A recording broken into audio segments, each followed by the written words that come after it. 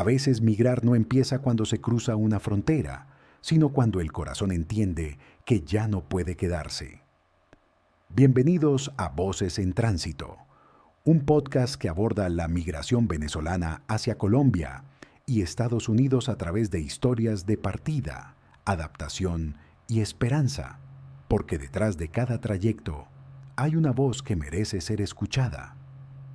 El episodio de hoy lo narra Isa Katime. Hola, hoy los invito a que transiten conmigo por una nueva historia, la de un migrante venezolano de 26 años que logró llegar a Estados Unidos tras cruzar el desierto de Sonora, en la frontera México-estadounidense, una vasta zona de aproximadamente 260.000 kilómetros cuadrados que abarca gran parte de los estados de Arizona y California. Ampliamente conocido por su hostilidad e incluso denominada como una máquina de matar por medios internacionales como BBC. Antes de llegar a lo que sería una de las experiencias más duras que ha vivido nuestro invitado de hoy y a quien llamaremos Rafael para proteger su identidad, ponemos sobre la mesa unos datos de contexto. Marzo de 2019. El conocido mega apagón fue el más recordado de una sucesión de acontecimientos que dejaron un impacto social y emocional que sería desgastante para los venezolanos. Sin electricidad, escaseó el agua, los establecimientos de comercio empezaron a cerrar y el servicio de salud colapsó. En paralelo, la escasez de gasolina se materializaba en filas interminables en las estaciones de servicio y con ello, poco a poco, dejaba de circular el transporte público. Las estaciones de gasolina en Venezuela lucen saturadas entre largas filas de automovilistas que intentan llenar sus tanques en medio de una escasez de combustible. Con esa crisis circundante, llega enero del 2022 y Rafael, abrumado por la situación, decide dejar atrás a su familia, sus amigos, su casa, toma su maleta y sale del país. Yo tuve que abandonar mi país, mi familia, mi trabajo, la estabilidad que yo tenía allá en busca de un futuro mejor aquí en Estados Unidos. Em, Cuando estaba tomando la decisión y estaba pensando en venirme para acá, creo que una de las cosas que no tomé en cuenta o como que subestimé fue el extrañar a mi familia. De verdad que es muy duro no tener ese calor familiar, el calor de tu círculo y tu entorno de amigos. Creo que para el momento en que yo emigré entre Estados Unidos y Venezuela no habían vuelos comerciales, las embajadas y procesos consulares estaban cerrados. Entonces, en ese momento no podía tramitar una visa. Me tocó salir de Venezuela hacia Colombia. Luego de Colombia agarré un vuelo hasta México y en México llegué a Cancún. Luego hice una escala en Ciudad de México y luego viajé a la ciudad fronteriza que es en el estado de Mexicali, donde está Sonora. Pero la verdadera travesía apenas iniciaba. El desierto de Sonora es conocido como una de las rutas migratorias más activas y peligrosas hacia Estados Unidos. A octubre del 2025 se estimaba que más de 82.000 migrantes cruzaban el desierto para ingresar a Norteamérica. Sin embargo, no hay cifras que permitan identificar cuántos de ellos son venezolanos. El desierto de Arizona se ha convertido en una trampa mortal para inmigrantes que entran sin tener en cuenta que en pocas horas sus vidas van a estar en un hilo. Una vez en la frontera, Rafael, como muchos otros viajeros, debía entregarse a las autoridades migratorias. Yo llegué a la frontera y tuve que pasar toda la noche allí. Pernoctamos un grupo de más o menos 20 personas. Recuerdo que era una noche muy fría, estaba la temperatura como a 4 grados y yo como que no había tomado en cuenta eh, que iba a ser tanto frío y creo que era invierno todavía en ese momento. Entonces yo nada más tenía una chaqueta porque bueno, cuando cruzas y bueno, estás en eso de mientras viajas, no puedes llevar mucha ropa, ni yo no tenía una chaqueta que me cubriera bastante del frío, ni tenía guantes, nada, me tocó pasar la noche ahí en frío y muchas personas también que estaban allí eh, estaban pasando frío, entonces me acuerdo que empezamos a quemar ropa para hacer fuego y así poder calentarnos, porque la verdad que fue muy duro. Allí pasamos toda la noche, como a las 6 de la mañana apareció la patrulla fronteriza y nos recogieron. Bueno, luego de que nos recogieron en la frontera, nos llevaron a un centro de detención para migrantes. Allí básicamente deciden qué hacer con tu proceso. La gran mayoría ya llega por asilo. Entonces, te pueden devolver si no tienes como lo que le dicen el miedo creíble de que tengas miedo de regresar a tu país. Entonces, si ellos no ven eso, ellos te regresan. Otras personas, pues, entonces empiezan el proceso, te dejan retenido hasta que un juez tome la decisión y te deje salir, o entonces sigues tu proceso ahí adentro. A mí me tocó pasar más o menos un mes, que creo que ha sido el mes más largo de mi vida. Allá adentro creo que viví muchos momentos de ansiedad, de desespero. No sabes qué va a pasar, todo es muy incierto porque no te dicen nada, no sabes cuándo vas a salir. Me acuerdo que también pasabas 23 horas al día encerrado en una celda porque para ese momento todavía estaban las medidas que tomaban por la pandemia de COVID-19. Entonces tenían un régimen estricto como para que no convivieras muchos con otros y pues supuestamente que no te pudieras contaminar o no te enfermaras de COVID. Porque antes de que salir, de que pudieras salir de ese centro de detención, te hacían una prueba de COVID. Y si por alguna razón salía positiva, pues te dejaban más tiempo encerrado. Entonces, de verdad que era muy difícil pasar 23 horas del día encerrado en una celda de 2 por 2. Pues yo pasaba mis días como leyendo, leí bastante y el resto del tiempo esperando que me dejaran esa hora del día salir, que en esa hora tenía que bañarme, comer, eh, llamar a mi familia, porque bueno, te daban como una tablet para que tú pudieras comunicarte. Entonces llamaba a mi familia, les contaba cómo estaba, les contaba cómo iba todo. Y así pasaron 30 días en el centro de detención. Al final del mes, por fin llega el documento que lo habilita para salir bajo fianza. Me llegó un papel que decía que salía bajo fianza, pero yo desde adentro no podía hacer mucho. Entonces como que pasaban los días viendo cómo era que tenía que hacer eso de pagar la fianza, porque tampoco podía pagarlo cualquier persona, tenía que ser una persona que tuviera un estatus aquí. Y entonces, mientras en esa única hora del día que yo podía comunicarme con mi familia y tal, como decirles qué hacer y como que, bueno, pero manden el dinero para esta parte y esta persona lo va a pagar. Todo eso se pasaron como otra semana más y luego después de que como que encontramos, porque se tuvo que hacer mediante una empresa que se encarga de como de pagar fianzas. Entonces como que luego de que hicieron ese pago, al otro día sí me sacaron y como que me llamaron, me hicieron la prueba de COVID. Si salía positivo no podía salir. Entonces gracias a Dios salió negativo. Eh, y bueno, como que ese día me sacaron y como que me procesaron con las otras personas que también iban saliendo. Y de nuevo nos mandaban esposados como si fuéramos, como te había dicho al principio, como si fuéramos peligrosos. Nos esposaban de pies, cintura y manos.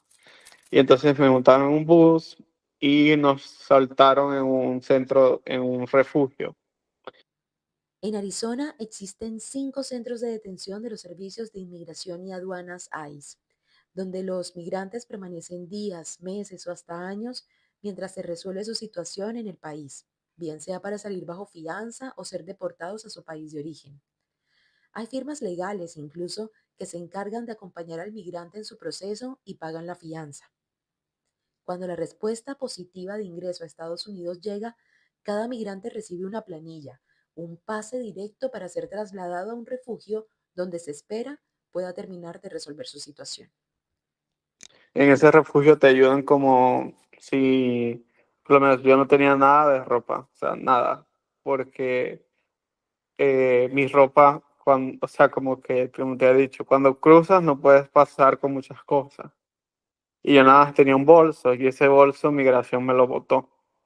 Entonces, no, nada más tenía como que la ropa que tenía encima y ya, no tenía más nada.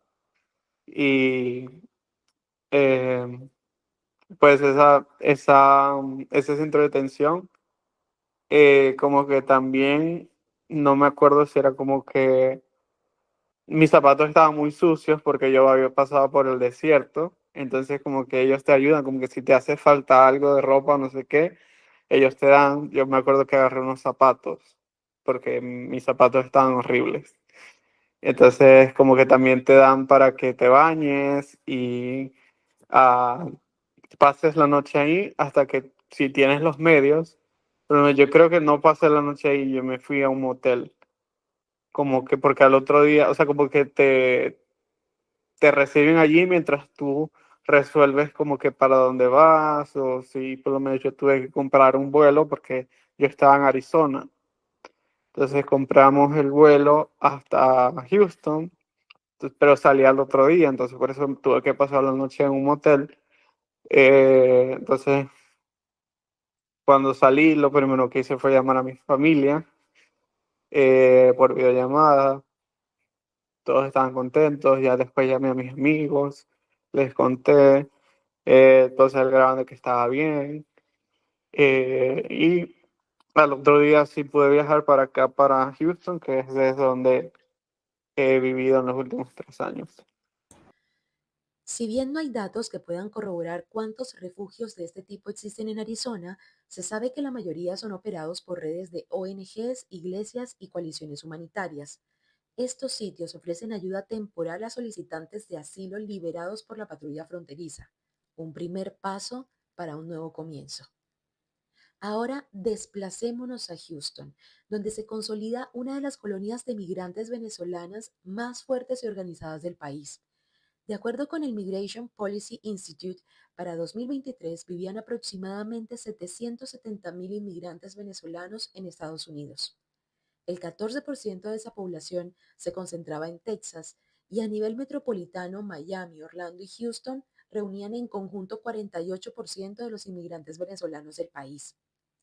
Ya en Houston, Rafael intenta amoldarse al estilo de vida, adaptarse a una nueva cultura, a un nuevo idioma, y aunque el panorama no ha sido sencillo, compartir raíces con quienes están lejos de casa le hace sentir que no está tan lejos de la suya. Pero a pesar de contar con esa red de apoyo, aún hay personas que rechazan el fenómeno migratorio y no son tan empáticos. Rafael cuenta que enfrentó situaciones difíciles, en las que su acento e idioma parecían ser su condena. Gracias a Dios, aquí en la ciudad donde yo vivo hay una comunidad de venezolanos muy grande que hasta te hace sentir como en casa. Los venezolanos como que hacen eventos de networking, hay muchos sitios de comida venezolana donde obviamente van venezolanos y como que conoces otros venezolanos o por lo menos entre un venezolano y otro como que te orienta como que mira, puedes ir a esta parte a buscar trabajo o pues mira, puedes hacer esto si necesitas tal cosa. Entonces, como que por esa parte es un punto de ventaja, como que tener una comunidad grande de venezolanos aquí, eh, pero igualmente es una cultura totalmente distinta. Hay cosas como que, bueno, obviamente son países distintos, entonces como que, bueno, en mi país se hace así, pero aquí tienes otra forma de hacerlo, entonces tienes que ir adaptándote. Entonces, creo que eso también a veces le pasa a algunas personas como por lo menos que no vienen con la mentalidad de que estás en un país distinto y tienes que tú adaptarte al país, no que el país se adapte a ti. Siempre como que te va a poner en desventaja que pues seas de otro país y sí han habido oportunidades donde yo me he sentido discriminado, discriminado por menos en el trabajo, como por lo menos cuando ven que tengo un acento, pues me miran raro o hacen comentarios. Yo recuerdo que un comentario que me hicieron como que, bueno, que en tu país son todos maleducados o esa es la forma en que son en tu país, cuando no es la verdad. Y también por lo menos una vez quise ir a un sitio con unos amigos y como todos estamos hablando español, no nos dejaron entrar al sitio. Entonces como que sí hay casos de donde he sido discriminado. Texas, el estado donde se ubica Houston, es predominantemente republicano, aunque Houston, la cuarta ciudad más poblada de Norteamérica, tiende a votar demócrata. Esta división ideológica mantiene la disputa entre las medidas estrictas de control fronterizo y la resistencia de la comunidad, donde las autoridades locales y organizaciones comunitarias han abogado por proteger a la población inmigrante. Esta dualidad los afecta sin duda. Más que todo es por la forma de pensar de las personas que tienen esa tendencia política, es lo que infiere o tiene que ver conmigo. Eh, pues hay personas esas personas que tienden a discriminar, a hacer comentarios, pues normalmente tienen esa tendencia política. Pues en los últimos meses los venezolanos como que nos hemos visto afectados por estas políticas migratorias que está teniendo la actual administración. Entonces, como ellos, obviamente, sí se ve que tienen una tendencia discriminatoria contra venezolanos, porque ves cómo generalizan y califican a los venezolanos como delincuentes, de que todos pertenecemos a la banda criminal El Tren de Aragua, cuando no es así. Entonces, cuando am, estas personas hacen comentarios o tienen tendencias discriminatorias contra venezolanos, en su discurso se nota el clasismo, como que no les molesta que seamos inmigrantes de otros países, lo que les molesta es que no sean personas con dinero las que están inmigrando. Entender los fenómenos migratorios suele ser difícil cuando se percibe lejano. Movimientos como el MAGA, Make America Great Again, o Hacer que Estados Unidos vuelva a ser grande, liderado por Trump y que comprende políticas fronterizas estrictas, o la conocida White Supremacy o supremacía blanca, que más allá de una creencia se convierte en un sistema de opresión, acentúan la problemática y dista de empatizar con ella. Pero, ¿qué decirle a todos aquellos que consideran la migración una amenaza? Educación, leer un libro, saber que pedir asilo es un derecho humano, es un tema que está intrínseco en los derechos de las personas. Por lo menos en este caso, estamos huyendo de una crisis política, de un régimen que es dictatorial. Entonces, como que cuando dicen estas personas que apoyan el MAGA, el movimiento MAGA, de que pues cada país tiene que hacerse respetar y poner leyes migratorias y no dejar entrar a otras personas a sus países porque tienen derecho de defender su soberanía. Pero entonces si todos los países como que empiezan a actuar de esa forma, ¿qué pasa con las personas que son víctimas de ese otro estado? Como que por eso que existe el derecho a pedir asilo y refugio, porque no es que las personas están emigrando porque quieren, sino porque se ven forzadas a emigrar. Ante la pregunta de si regresaría a Venezuela, no hay respuestas sencillas. Rafael hace varias pausas. que reflejan la constante disyuntiva de miles de migrantes que transitan entre lo que has construido lejos de casa versus lo que aún dejas en el lugar donde naciste. Pero Rafael tiene claro que su familia depende de él y que visitar Venezuela es sinónimo de volver a verlos, de abrazarlos, pero deja claro que sería eso, una visita, no quedarse. Pues me gustaría es ver a mi familia otra vez. Rafael encarna resiliencia, fortaleza, valentía y perseverancia, y todo lo que ha tenido que vivir para llegar donde está son escalones de una escalera en ascenso. Hoy sigue en Houston, saliendo cada día adelante. Ha sido Uber, ha trabajado en bancos, restaurantes, ha probado suerte, ha caído y se ha vuelto a levantar. Nos abrió su mente y corazón. Trajo recuerdos dolorosos con la firme convicción de que sirve que sean escuchados. Nos quedamos con su relato, que expresa lo arrechos y valientes que son los venezolanos. A ustedes, gracias por acompañarnos en este nuevo episodio de Voces en Tránsito.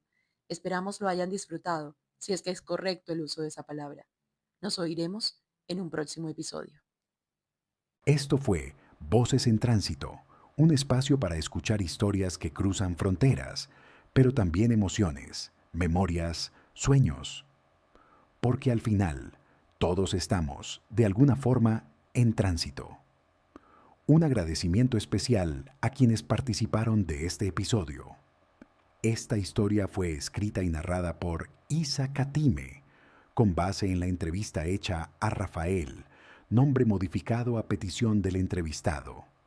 La revisión la realizó Diego Montoya, tutor del proyecto. Este podcast es un producto de la estrategia Transmedia. Voces en Tránsito, trabajo de grado para optar por el título de Maestría en Comunicación y Creación Interactiva de la Pontificia Universidad Javeriana. Voces en Tránsito. Escucha sus voces, conoce su historia.